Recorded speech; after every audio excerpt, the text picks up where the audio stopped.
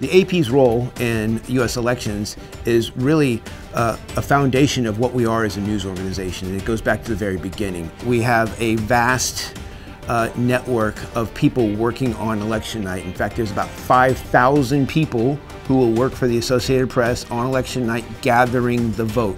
It is the single largest act of journalism that happens every 2 years. And so we will send people out, 4,000 people out to counties and townships where they will collect the vote in person. We will use direct electronic feeds from the Secretary of State's office. We will scrape websites now, from various counties, and we will compare those results, looking for errors, looking for any issues with the vote count, and so that we can report the most accurate and timely results to our customers and our members. Election night is amazing. We will have on our decision desk about 60 people who will be in charge of declaring the winners in more than 7,000 races for the general election this November.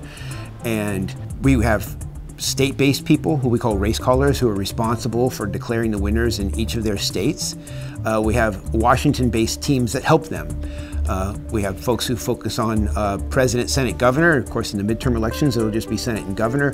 Folks who focus on U.S. House, as well as others who focus on the down ballot, the huge down ballot. Counting the vote and declaring the winners is really a nationwide process, and it's a nationwide exercise. We rely on the research about every single state on what to expect on election night, what the rules are, what the procedures are, how they plan to process the votes. We rely on our reporting. We rely on local reporting of our members as well. We look at polling. We use every piece of information available to us to declare a winner on election night. We always have an open mind that we're going to be surprised. Inevitably, there will be a race in the U.S. House that we think is either a safe Republican seat or a safe Democrat seat, and it will be won by the other party. But in creating these expectations, we go in and we know the battleground states for U.S. Senate and for governor, and we know the states that we think are likely leaning one way or another. And so when the votes come in and they meet our expectations, it makes it much easier to declare a winner. When the votes come in and contradict what our expectations are, that's when we slam on the brakes, because we don't call a winner until there is no path for the trailing candidate to catch the leader.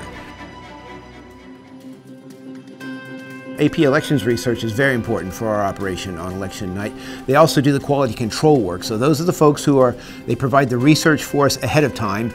Everything from the vote history to election laws to what is becoming really, really important is the process in which votes are tabulated and how they process mail ballots and early in-person votes and election day in-person votes, and when we can expect to see different results from different states.